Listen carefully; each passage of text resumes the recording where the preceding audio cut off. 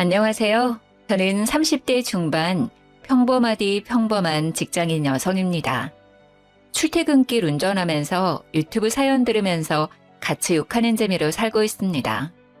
저의 얘기를 보내면 많은 분들이 분노해 주시고 공감해 주지 않을까 싶어서 용기 내서 사연을 씁니다. 매번 사연을 들으면서 청취자의 입장으로 욕하기만 하다가 저의 얘기를 쓰려니 조금 떨리지만 천천히 써내려가 보도록 하겠습니다. 잘 들어주세요. 시작합니다. 저의 20대는 연애하면서 다 보냈다 싶을 정도로 나름 여러 명과의 연애를 하며 얻은 경험으로 남자 보는 눈이 점점 좋아지고 있다고 자부하고 지냈습니다. 친구들의 연애 상담 조언도 많이 해주면서 뿌듯함을 느끼기도 하고요. 몇 명의 남자들을 만나고 나니 진득하게 오래 만날 남자를 만나고 싶었습니다. 30대에 접어들고 나니 가볍고 재미있는 연애가 아닌 내 평생을 오래 함께할 수 있는 사람을 만나기 위해 노력을 많이 했습니다. 동호회도 이곳저곳 나가고 들어오는 소개팅도 마다하지 않고 나갔습니다. 그래도 내 남자다 싶은 사람은 없더라고요. 20대에는 나름 화려하게 보냈는데 30대는 초반부터 외로움이구나 할 무렵 그 남자를 만나게 되었습니다. 직장 선배의 소개로 만난 그는 2살 연상의 IT 계열 회사에 다니고 있었고 첫인상부터 이 사람이다 싶었습니다. 쌍꺼풀 없는 눈매에 시원시원하게 웃는 모습이 매력적이었던 그와는 첫 만남에서부터 호감이었고 다행히 그 역시 저와 같은 생각이었는지 저희는 만난 지 3일 만에 교제를 시작했습니다. 사는 곳도 멀지 않아 매일매일 만났고 한 달 만났을 때부터 결혼 얘기가 오가게 되었습니다. 저도 이 사람과 빨리 결혼하고 싶었지만 한편으로는 두려움이 컸습니다. 그 이유는 저희 집이 이혼 가정이기 때문이죠. 저희 엄마는 제가 20살 때 이혼을 했습니다. 제 어렸을 적 기억에 엄마 아빠는 하루가 멀다 하고 매일 다투셨고 서로 참고 살다가 제가 성인이 될 나이가 되자 이혼을 하셨어요. 그 이후로 저는 엄마와 지내고 있고 아빠와는 가끔 연락하며 지냅니다. 물론 남자친구가 너무 좋고 행복한 가정을 꾸리고 싶은 생각은 있지만 덜컥 겁이 나기도 했습니다. 그래서 이런 속사정을 다 털어놓았더니 그 사람은 저를 따뜻하게 꼭 안아주었어요. 제가 꿈꾸는 가정을 자기가 만들어주겠다며 자기를 믿어달라고 했습니다. 이런 사람이라면 내 남은 인생을 같이 해도 좋지 않을까 싶었죠. 그렇게 만난 지 3개월이 되었을 때 결혼 준비를 시작하기로 했습니다. 친구들은 너무 섣부르게 결혼을 준비하는 것 같다며 천천히 생각해보라고 했지만 이미 저는 행복한 결혼 생활을 할 생각에 아무것도 들리지 않았습니다. 짧은 연애였지만 그래도 이 사람은 내 사람일 거라는 확신을 했거든요. 그렇게 오빠네 어머님, 아버님을 뵙는 첫 식사 자리가 찾아왔습니다. 너무 떨리고 어색하기도 했지만 나름 화기애애한 분위기였어요. 어머님도 아버님도 환영해 주셨어요. 내 주변 친구들은 다 자식들 시집 장가 보내길래 너무 부러웠는데 이제 나도 드디어 아들 장가를 보내는구만. 이쁜 며느리가 생겨서 기분이 좋네요. 만나서 반가워요 정말. 네, 어머님 앞으로 잘 부탁드려요. 처음이라 불편하겠지만 우리 천천히 지내줘 봐요. 이제 우리 가족이 될 사이니까. 네, 아버님. 서로 어색한 공기를 풀어가며 대화를 하던 도중 남자친구 어머니가 친정아빠의 결혼식 참여에 대해 물어보시더라고요. 아, 근데 결혼식 때 아버님이 참석하시나? 좀 그런가? 아니 그래도 있는데 안 오시는 것도 아니지 않나? 돌아가신 것도 아니니까 참석하는 게 크게 문제가 될 것 같지는 않은데. 네, 알겠어요 어머님. 제가 엄마와 이 부분에 대해서 얘기 한번 해볼게요. 남자친구 어머니의 갑작스러운 발언에 조금 당황하기는 했지만 그 부분도 생각은 안 할 수 없기에 고민에 빠졌습니다. 그날 집에 가는 차 안에서 많은 생각을 했습니다. 저는 아빠의 참석 여부에 대해 전혀 생각을 하지 않았었거든요. 사실 저희 아빠는 엄마와 이혼 후에 다른 분을 만나 재혼을 하셨어요. 남자친구도 아빠가 재혼을 했다는 건 알고 있습니다. 그리고 저희 엄마도 재혼을 하지 않으셨지만 오랫동안 만나는 분이 계세요. 재혼을 하신 아빠에게 와달라고 하기도 난처한 상황이었고, 그리고 또 엄마에게도 미안할 것 같았거든요. 딸의 행복한 결혼식을 온전히 즐기지 못하고 불편하게 하고 싶지 않았어요. 남자친구를 설득해서 신랑 신부 동시 입장하기로 결정을 한 다음 날 남친 어머님께서 전화가 왔습니다. 정말 아빠를 부르지 않고 동시 입장할 거냐며, 엄마는 왜 재혼을 안 하신 거냐며 이해를 못 하시겠다 하시더라고요.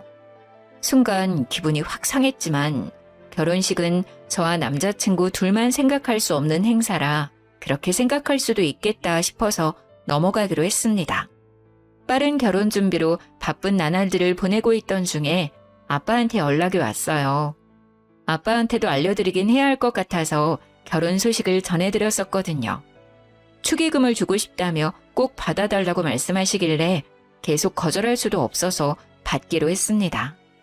아빠와 통화를 끝내고 계좌를 확인해봤는데 3천만 원을 보내주신 게 아니겠어요? 너무 놀라서 아빠한테 다시 전화했더니 너 어릴 때부터 아빠 엄마가 못 볼 꼴 보이고 지금도 널 제대로 챙겨주지도 못한 거에 비하면 3천은 적은 돈이야. 더 주고 싶은데 아빠가 지금은 이것밖에 못 줘서 마음이 쓰이는구나. 이쁜 딸은 꼭 이쁜 가정 꾸렸으면 좋겠어. 아빠가 주는 이 돈은 다시 주지 말고 너 결혼 자금 하렴. 감사하기도 하고 죄송하기도 하고 여러 마음이 교차했습니다. 들리는 얘기로는 아빠가 하는 일이 좋지 않다고 들었거든요. 지난번에 만났을 때는 많이 야위기도 해서 마음이 좋지 않았어요. 무리해서 보내주신 것 같아 신경이 쓰였죠. 하지만 결혼 준비로 너무 정신없이 바빴고 일단 받아두기로 하고 나중에 다시 생각하기로 했습니다. 그렇게 시간이 흘러 결혼식 날이 다가왔고 어머님이 끝까지 아빠의 빈좌석에 대해 얘기를 하셨지만 별탈 없이 결혼식을 무사히 치르고 신혼여행도 잘 다녀왔어요. 남자친구에서 남편이 된 그 사람과 맥주 한잔하며 이런저런 얘기를 나누는데 갑자기 남편이 차를 바꾸겠다고 하는 게 아니겠어요? 아, 맞다 자기야. 이번에 내 차 바꿀까 봐. 딜러 하는 내 친구 알지? 지난번에 걔 만나면서 차도 보고 왔어. 뭐? 갑자기 차를 바꿔? 그 차 아직 멀쩡하잖아. 우리 결혼하느라 돈도 많이 썼는데 좀 더 타다 바꾸자. 아버님이 3천만 원 주신 거 안 썼잖아. 그걸로 바꾸자. 나 차 바꾸고 싶단 말이야. 어차피 당장에 큰돈 들어갈 일도 없으니까 그 돈 써도 되잖아. 우리 아빠가 주신 돈으로 본인 차를 바꾸겠다니 너무 어이가 없고 기분이 나빴습니다. 저는 아빠한테 다시 돌려드릴 생각이었거든요. 오빠, 아무래도 아빠가 준 돈 다시 돌려드리는 게 맞는 것 같아. 안 그래도 얘기하려고 했는데 정신없어서 이제야 얘기하네. 자기야, 그걸 왜 돌려줘? 너 결혼 자금하라고 주신 거잖아. 굳이 왜? 그렇긴 한데 이 돈을 어딘가에 쓰기도 좀 그래.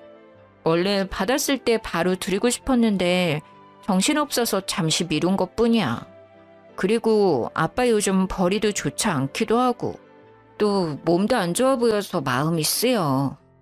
그건 아버님이 알아서 잘 아시겠지. 뭘 그런 것까지 신경을 써. 그런 것까지라니? 그래도 우리 아빠야. 어떻게 신경을 안 써? 그리고 원래 나한테 없었던 돈이니까 없었다고 생각하면 되잖아. 난 꼭 돌려드릴 거니까 그렇게 알아. 아니 멀쩡히 받은 돈을 없다고 생각하자고? 왜? 굳이 또 돌려주는 이유가 뭐냐니까? 그리고 왜 너 마음대로 그런 결정을 해? 남편이 차를 아빠 돈으로 바꾸겠다는 것도 기분이 상했는데 왜 마음대로 결정을 하냐고 하는 말에 기가 찼습니다. 마음대로 결정을 한 건 오빠 아니야? 나한테 상의도 없이 차까지 보고 오는 게 어딨어. 나도 결혼해서 차 바꿨다고 사람들한테 자랑 좀 하자. 아빠한테 돈 받았다고 했던 순간부터 차를 바꿀 생각을 했었던 건가? 이 사람은 차를 바꾸고 싶어서 저랑 결혼한 건가 싶더라고요. 오빠, 내가 결혼 자금으로 돈을 덜 썼어? 아니잖아. 그리고 3천만 원은 아빠가 나한테 준 돈이야. 명백히 따지자면 내 돈인데 오빠야말로 나한테 상의 없이 그 돈으로 차를 바꾸겠다니. 그게 왜 네 돈이야? 네가 결혼을 했기 때문에 주는 돈이니 우리 돈이지. 결혼 안 했으면 아버님이 그 돈 주셨을 것 같아? 네가 나랑 결혼하니까 받을 수 있었던 거잖아. 내 말 틀려? 아빠가 나한테 준 돈이 우리 돈이라고 말도 안 되는 억지를 부리는 모습을 보니 하루빨리 아빠한테 돈을 돌려주는 게 맞다고 생각했어요. 나 몰래 그런 흑심을 품고 있었다고 생각하니 배신감까지 느껴졌습니다. 그리고 그 다음 날 어머님께서 점심 먹으러 오라고 했었던 날이라 응어리진 마음이 풀리지는 않았지만 시댁에 가기 위해 준비를 했습니다. 화장대에서 화장하는 제 옆에 서서 남편은 못마땅한 표정으로 말을 걸었어요. 나 차 계약할 거야. 이미 마음에 드는 차도 골랐단 말이야. 그러니까 3천만 원 다시 돌려드릴 생각하지 말고. 도대체가 멀쩡한 차를 왜 바꾸냐고. 그거 몇 년 안 탔잖아. 말이 되는 소리를 해 좀. 그리고 왜 아빠가 준 돈으로 차를 바꿔? 우리 잘 쓰라고 주신 돈이니까 내가 잘 쓰겠다고. 너도 새 차 타면 좋잖아. 어제 상했던 기분을 꾹꾹 누르고 시댁 갈 준비를 하고 있는데 아침부터 새 차 타령을 하니 화가 났습니다. 자기 마음대로 결정하고 통보를 한 것도 황당한데 말이죠. 아니, 나는 새 차 필요 없어. 그리고 나 오늘 아빠한테 돈 보낼 거야. 계약을 하든 말든 돈은 알아서 해. 야, 너 미쳤어? 대체 왜 그래? 뭐? 야? 지금 야라고 했어? 내가 보기엔 미친 건 오빠야. 납득이 안 되잖아, 도저히. 그리고 굳이 지금 얘기를 꺼내야 해? 차를 바꾸는 게 그렇게 중요한 일이야?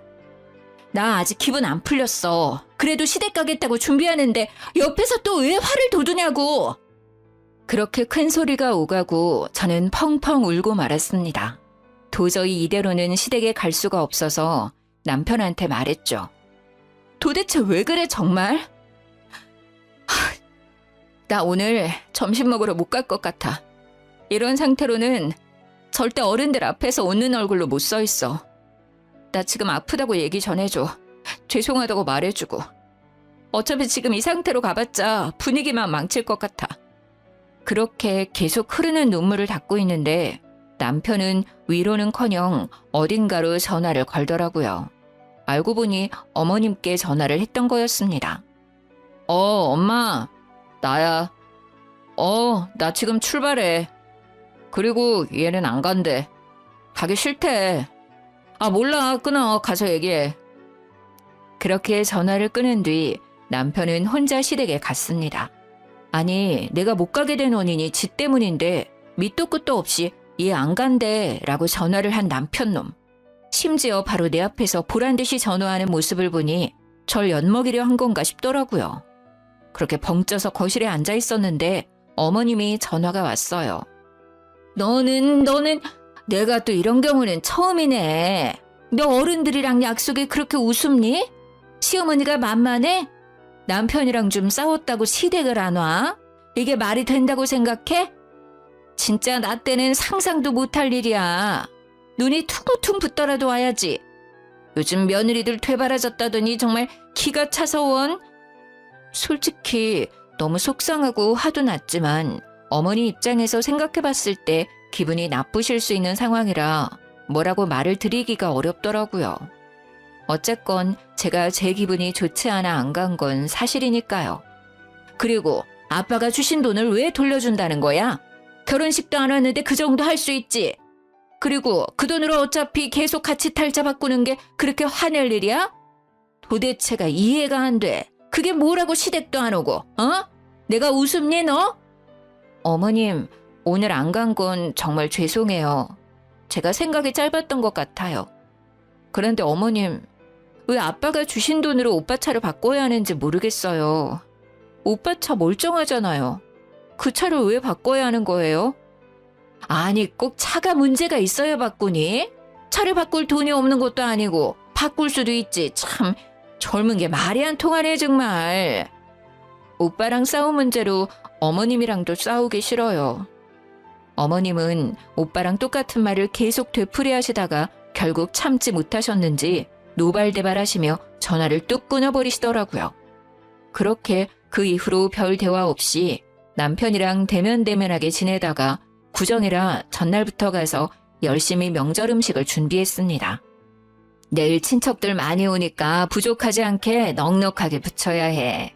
아, 그리고 나물도 손질하고 데치고 해야 해. 할 일 많으니까 빠릿빠릿하게 움직여야 할 거야. 남편도 시누이도 아버님도 앉아서 TV 보면서 히히덕거리기만 하고 저만 혼자 바쁘더라고요. 어찌나 꼴보기 싫던지. 붙이고 있는 전을 남편 얼굴에 확 던져버리고 싶었지만 결혼 후 첫 명절이라 최선을 다해 어머님을 도왔습니다. 어머님은 제가 쉴 시간도 주지 않으시고 계속 일을 시켰어요. 정말 몸도 힘들고 정신도 없어서 밥도 제대로 먹히지도 않고 얼른 끝내고 엄마한테 가고 싶은 마음뿐이었죠. 모두 저녁 식사를 마치고 과일과 함께 티타임 중이었는데 어머님이 주방에서 쉬고 있는 저를 부르시더라고요. 잠깐 이리 좀 와봐라.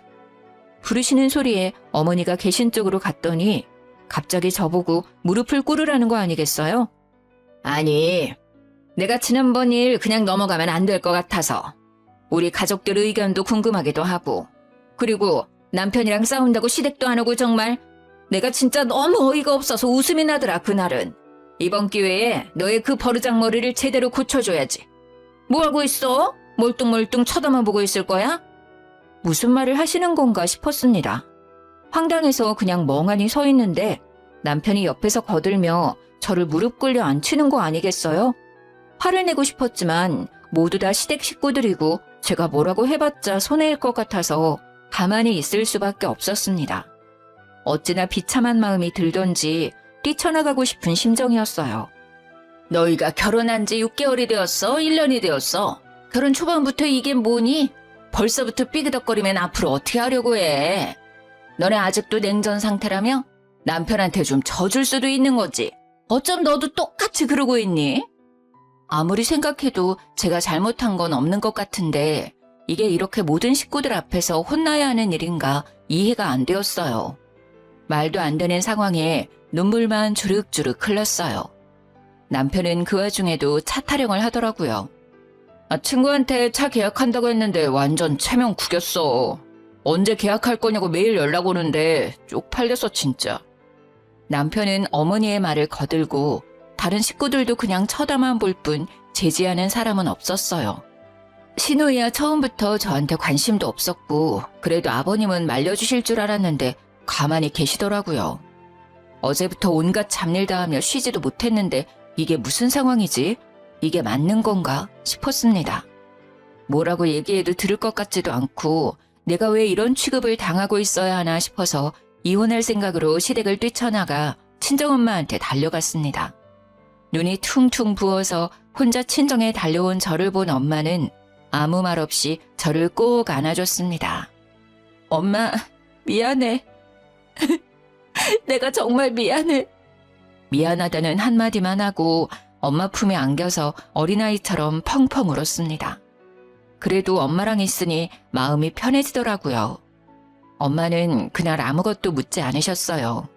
내가 겪은 상황이 진짜 있었던 일인가, 이런 건 드라마에서 보던 상황인데 이게 나한테도 일어날 수 있는 일이었구나 싶었어요. 남편이고 시댁이고 모두 얼굴 보고 싶지도 않았고 그냥 다 끝내고 싶었어요. 결혼했던 게 꿈이었으면 좋겠다 싶었습니다. 일주일 정도 지났을까 남편이 문자 하나 띡 보내왔습니다. 어차피 들어올 거 빨리 들어오라고. 자기 차 계약 이제 더는 미룰 수 없다고 말이죠. 진짜 대단한 놈이었습니다. 열받아서 전화를 걸었습니다. 차 계약을 왜 나한테 얘기해? 나 아빠한테 돈 보냈어. 그날 돈 보낼 거라고 얘기했잖아. 아, 진짜 너는 왜 이렇게 제멋대로야. 그리고 아버님은 그걸 또 받으셨어? 참나, 네가 다시 돌려줄 줄 알고 보내신 거 아니야? 제멋대로인 건 오빠야. 너 진짜 왜 그러냐? 어? 이해가 안 돼. 차를 못 바꿔서 죽은 귀신이 붙었나? 왜 이렇게 계속 차 타령을 하는지 지겹더라고요. 행복하기만 해도 모자를 신혼 초기에 이런 어처구니 없는 일로 인해 사이가 틀어져 버릴 줄 상상도 못했어요. 이미 깨질 대로 깨져버린 마음은 다시 붙이기 힘들 것 같았고 이 사람과는 그만 끝내는 게 좋겠다고 생각했습니다. 나 이제 오빠 차 타령하는 거 그만 듣고 싶어. 환청이 들릴 정도야. 이혼해. 어차피 혼인신고도 안 해서 번거로울 것도 없잖아? 네 남편 차 바꿔주는 게 그렇게 싫냐? 그리고 너네 엄마도 이혼하셔서 그런가 이혼이 쉽네? 결혼이 참 우습나 봐, 너네 집안은. 뭐라고 했어? 너네 엄마? 말 함부로 하지 마, 이 새끼야. 그러는 너는 너네 엄마 닮아서 성격이 그따위냐? 뭐? 새끼? 야, 너 진짜 내 옆에 있었으면 한 대 맞았어. 결혼 생활 이어지면 오빠한테 맞기도 했었겠네? 결혼하자마자 본성이 바로 나오네. 짐은 곧 정리할 거니까 그렇게 알고 있어. 전화 끊고 나서도 분이 풀리지 않았지만 그래도 결혼한 지 얼마 안 되어서 혼인신고도 하지 않았을 때 남편의 실체를 알게 되어 다행이라고 생각했습니다. 그날 저녁 엄마랑 밥을 먹고 있는데 엄마 핸드폰으로 전화가 오더라고요. 시어머니였습니다. 저는 엄마한테 받지 말라고 했지만 엄마는 뭐라고 하는지 들어야겠다며 전화를 받았습니다. 결혼한 딸 계속 품고 계실 건가요? 살다 보면 이런저런 일로 다투기도 하는 거지. 애를 잘 타일러서 보내셔도 모자를 판에 이혼이라뇨. 이혼이 애들 장난도 아니고. 사부인 말대로 살다 보면 이런저런 일로 다툴 수 있죠. 그런데 김서방과 사부인이 제 딸에게 한 말과 행동이 이런저런 일인가요? 저는 그런 일은 막장 드라마에서만 나오는 줄 알았네요. 말 되게 이상하게 하신다. 저희가 못할 짓 했나요? 정말 황당하네요. 저도 제 딸이 이혼하기를 바라지 않았어요. 어느 부모가 자식이 이혼하길 바래요? 결혼해서 행복하게 잘 살아줬으면 하는 게 부모 마음 아닌가요? 아무리 세상이 변했다고 해도 여자가 이혼하면 시선이 곱지 않은 거 사부인이 겪어보셔서 잘 아실 텐데요. 그건 남자도 마찬가지 아닌가요? 남자 여자 따지는 시대는 이미 지나갔지요. 엄마도 이혼하고 딸도 이혼하고 참 대단하십니다. 해도 너무하다는 생각이 들었어요. 친정엄마한테까지 함부로 말하는 시모. 하루빨리 이 인연을 끊어내야겠다는 생각을 했습니다. 짐을 챙기러 신혼집으로 가야 했는데 혼자 가기엔 용기가 나지 않아 친구에게 부탁해서 같이 갔어요. 집에 들어가니 다행히 아직 남편은 없었고 친구들과 캐리어에 짐을 하나씩 옮겨 담았습니다. 여기 있는 가전 가구들은 어떻게? 지금 다 옮길 수도 없고 설마 두고 갈 건 아니지? 당연히 챙겨갈 거야. 근데 엄마 집에도 둘 공간도 없고 이 큰 짐들을 어떻게 해야 좋을까? 아, 고민이네. 뭘 걱정해. 당근마켓 있잖아. 저렴하게 올리면 산다는 사람 많을걸? 내가 사진 찍어서 보내줄게. 짐 정리하고 있어. 그렇게 한참 짐 정리를 하고 있는데 하필 남편이 들어오더라고요. 얼씨구, 진짜 뭐하냐? 이거 주거 침입 아냐? 집에 들어오자마자 어이가 없다는 듯 말하는 그 사람의 말은 무시하고 마저 짐을 챙겼습니다. 사진 다 찍었어. 거의 새 제품 컨디션이라 저렴하게 올리면 금방 팔릴 거야. 친구가 찍은 사진들 보며 얼마에 올릴까 고민하며 얘기하고 있었는데 남편이 끼어들더라고요. 잠시만, 당근마켓에 뭘 올려? 여기 있는 가전 가구들 다 내가 산 거잖아. 가져가기엔 짐이 많아서 당근마켓에 싸게 올려서 팔려고. 두고 갈 순 없잖아? 오빠 좋은 일 시키는 건데? 진짜 웃기는 짬뽕이네. 그렇게 따진다고 치면 너 여기에서 지낸 비용 줘야지. 아, 그 생각을 못했네? 줄게. 확실하게 해야지. 요즘 평균 호텔 1박 비용이 얼만지 확인해서 보내. 야, 그냥 당근에 올리지 말고 그냥 둬. 내가 그 금액에 사면 될 거 아냐. 어차피 나도 다시 사야 하는데. 그럴래 그럼? 안 그래도 하나하나 거래하기 귀찮았는데 잘 됐다. 옮기지 않아도 되고. 금액 정리해서 보낼 테니까 바로 돈 입금시켜. 본인이 사겠다고 하길래 잘 되었다 싶어서 그러라고 했어요. 마저 남은 짐을 싸고 있는데 옆에서 궁시렁궁시렁 뭐라고 하더라고요. 듣는 채도 안 하고 짐 챙겨서 나왔습니다. 친구들도 끝까지 징글징글하다며 혀를 찼죠. 그렇게 아무 일도 없었던 것처럼 일상으로 돌아갔어요. 마침 회사도 바쁜 시기라 정신없이 보냈습니다. 그렇게 한 달 정도 지났는데 남편한테 아무 연락도 없더라고요. 계좌를 봐도 입금된 내역은 없었어요. 이거 가만두면 입 싹 닫고 절대 돈을 안 보낼 것 같더라고요. 그래서 당근마켓에 정말 싸게 올렸습니다. 그랬더니 구매하겠다는 사람들에게 연락이 엄청 왔습니다. 구매하겠다는 분들 중 한꺼번에 구입하고 싶은 사람이 계셔서 그분과 거래를 하기로 했습니다. 날짜를 조율해 구매자를 만나서 무사히 거래를 완료했어요. 정말 운이 좋게도 그 자식이 집에 없을 시간이라 별 문제 없이 진행되었습니다. 하나하나씩 집이 비워질 때마다 웃음이 나서 참느라 혼났습니다. 돌아왔을 때 텅 빈 집을 보고 황당해할 그 얼굴을 보지 못해서 아쉬웠어요. 그날 거래를 마치고 기분 좋게 친구들이랑 한잔하려고 만났습니다. 술도 너무 달달하고 기분도 최고로 좋았죠. 친구들이랑 그놈을 안주 삼아 신나게 술을 마시고 있는데 그 자식한테 전화가 오더라고요. 너 뭐 하는 짓이야 진짜? 뭐가? 너 설마 집에 있는 물건들 다 팔았냐? 쥐가 사겠다고 하더니 한 달이 지나도 감감무소식이길래 계속 가만히 있다가는 돈 못 받을 것 같아서 팔았어. 그러길래 돈 빨리 보내줬어야지. 너는 나한테 돈을 받고 싶냐? 어? 그동안 만났던 정도 없어? 진짜 대단하다. 그걸 또 팔았어? 와, 우리 사이? 도대체 무슨 사이죠? 그리고 당연히 받아야 할 돈 달라는데 그게 무슨 문제지? 게다가 엄청 싸게 가격도 해드렸는데 그쪽이 안 주셨잖아요. 심지어 한 달 동안 무단으로 사용까지 하고. 진짜 너무하다 생각 안 드냐? 너무한 건 오빠랑 오빠네 가족이지. 나 지금 너무 기분 좋게 친구들이랑 술 한잔 중이거든?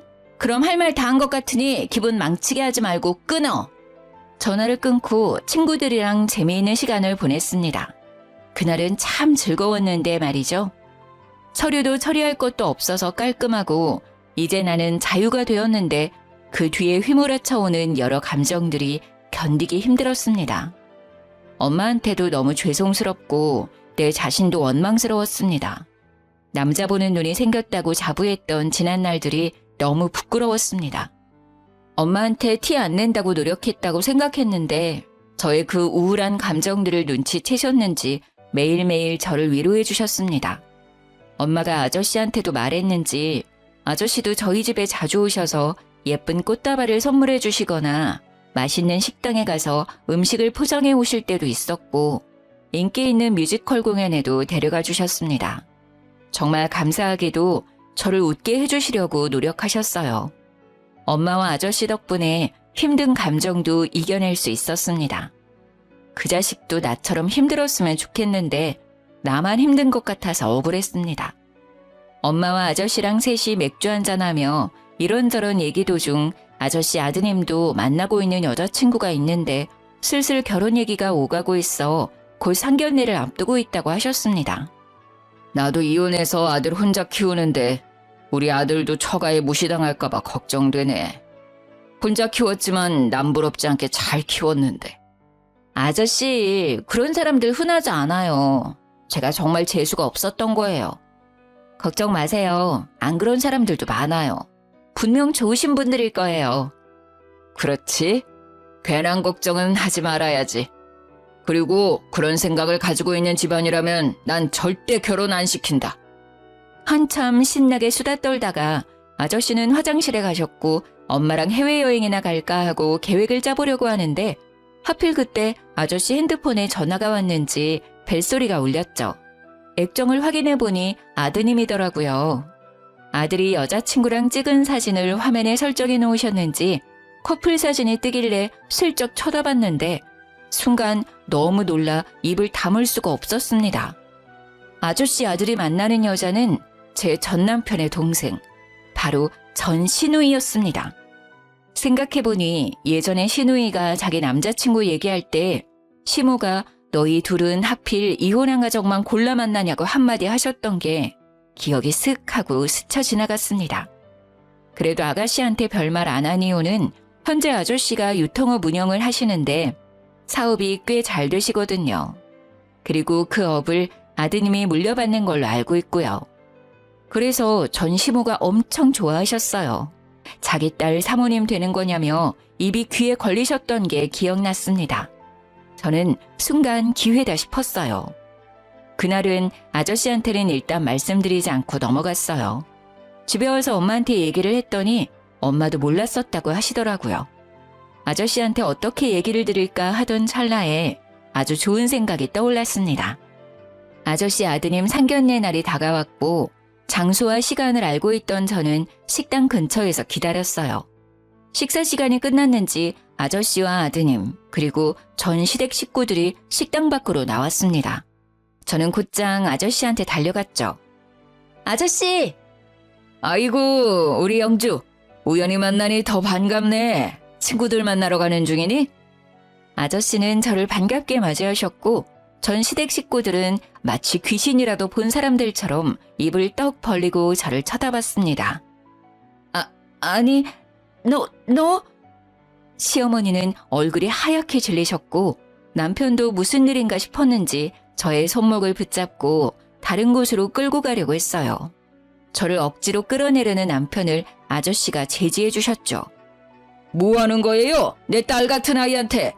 아저씨의 발언에 전 시누이는 금방이라도 울 것 같은 표정이었고 전 시모는 놀란 토끼눈이 되었어요. 모두 있는 자리에서 저는 아저씨께 말씀드렸습니다.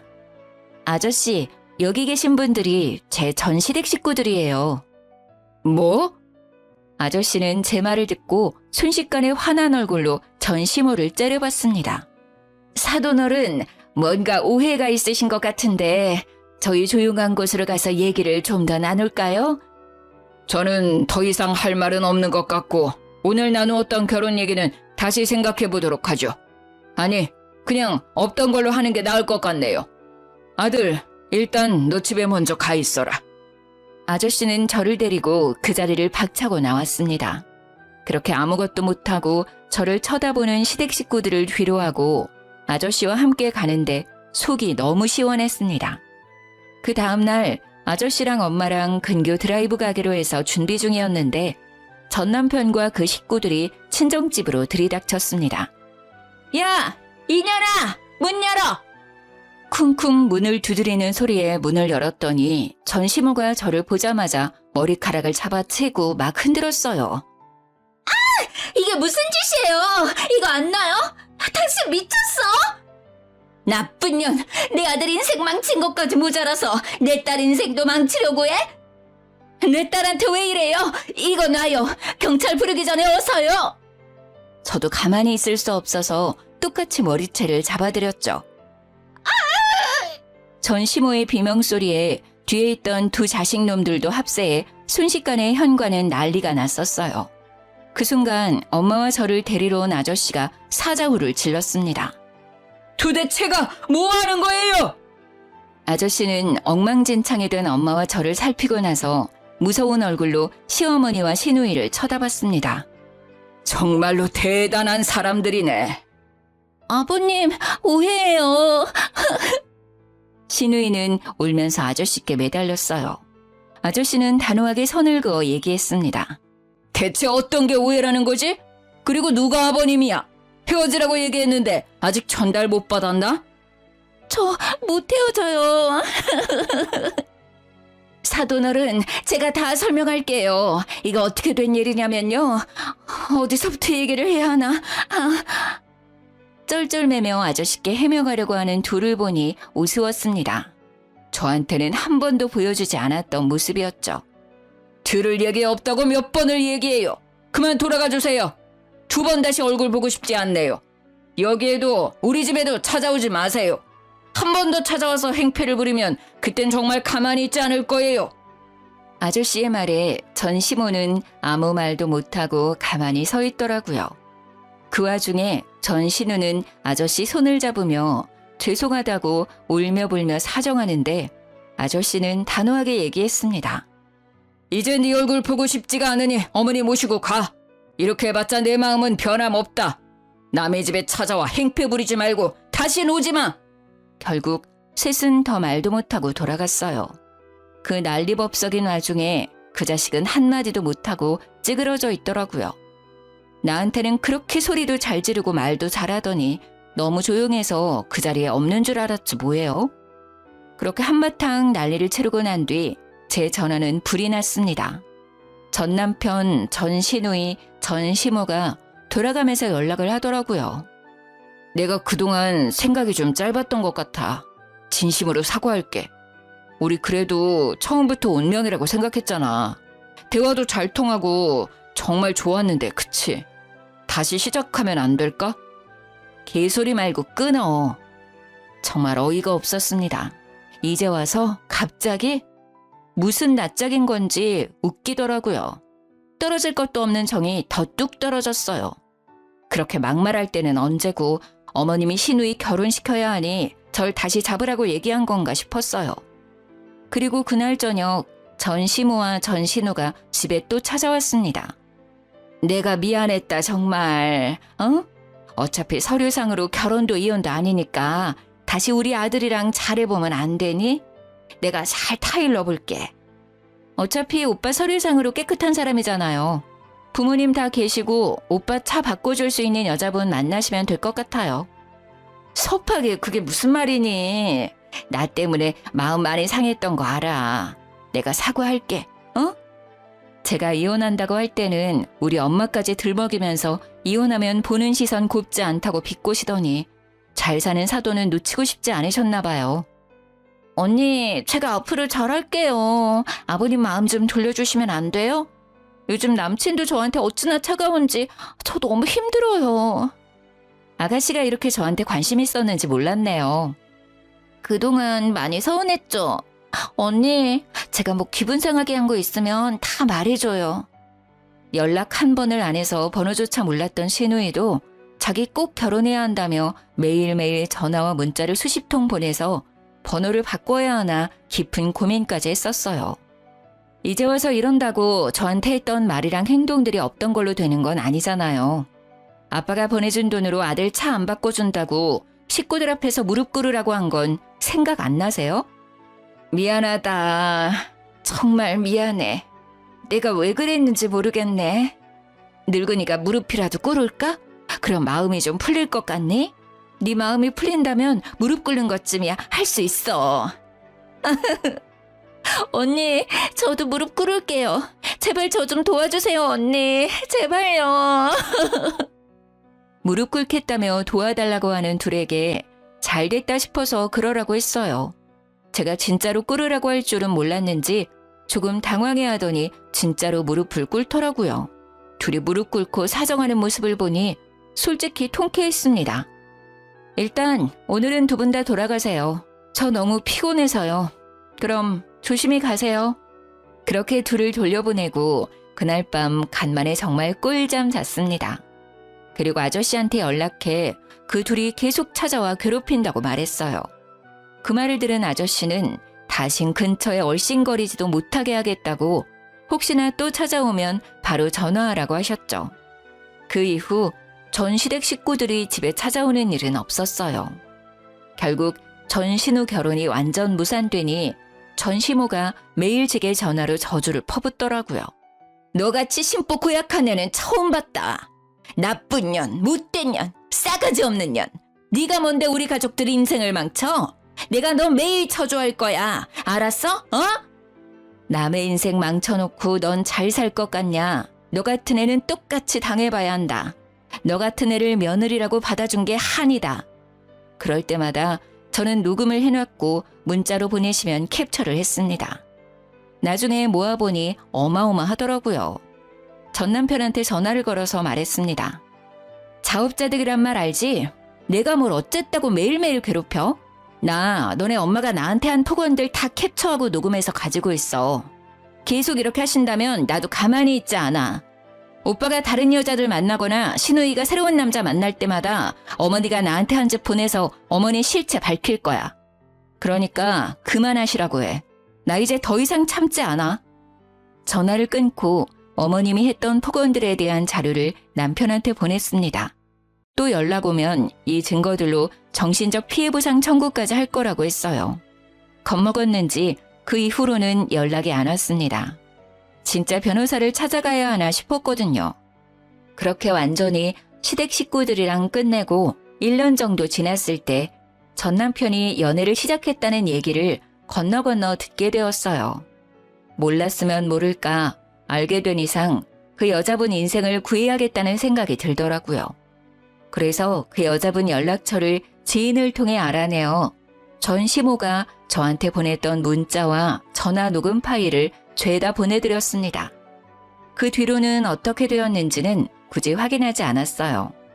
다정한 척, 배려 있는 사람인 척 했지만 결국에 검은 속내를 들켜버린 그 사람과 우리 엄마 재혼 못했다고 무시하고 우리 아빠 돈으로 자기 아들 차 안 사준다고 나를 괴롭혔던 시모까지. 평생 그렇게 못된 심보로 사셨으면 좋겠어요. 그리고 혹시나 또 그 가족들이 찾아올까 싶어서 엄마랑 다른 지역으로 아예 이사를 갔습니다. 엄마도 저도 핸드폰 번호를 둘 다 바꿨고요. 아, 엄마와 아저씨는 여전히 잘 만나고 계십니다. 뒤늦게 이 소식을 알게 된 아빠도 매우 분개하셨고 또 미안해 하시더라고요.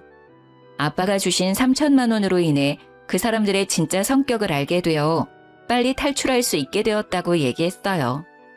언젠간 드러날 모습이었는데 이제 생각해보면 행운이었다 싶더라고요. 애라도 생겼거나 혼인신고라도 했었으면 더 골치 아프고 오래 걸렸을 거예요. 생각만 해도 끔찍한 일이지만 지나고 나니 너무 잘한 것 같습니다. 인생 액땜한 셈 치고 있어요. 이젠 저한테 어떠한 고난과 역경이 오더라도 이 정도쯤이야 하고 지나갈 수 있겠죠? 뭔가 단단해지고 이제 정말 어른이 된 느낌이에요. 저는 요즘 20대 때 연애하느라고 못 갔던 해외여행을 다니고 있어요. 그리고 회사에서 승진도 해서 연봉도 올랐습니다. 내년에는 장기 근속 보상으로 리프레시 휴가가 있어서 유럽 쪽으로 길게 여행을 다녀올 계획입니다. 여행 가서 뭘 할까 일정 짜는 게 꽤 재밌더라고요. 이 좋은 걸 연애하느라 왜 못했었는지 몰라요. 그래도 이제라도 여행의 재미를 알게 되어 다행이라고 생각합니다. 그리고 한번 제대로 당해보니 연애 생각은 다신 안 나더라고요. 이제는 저를 위한 인생 살아보려고 합니다. 물론 좋은 사람이 생긴다면 더욱 좋겠지만 이대로도 좋은 것 같아요. 너무 긴 사연인데 재미있게 들어주셨을까요? 같이 분노해 주시고 같이 속 시원해 하셨으면 합니다. 감사합니다. 늘 행복하시고 건강하세요.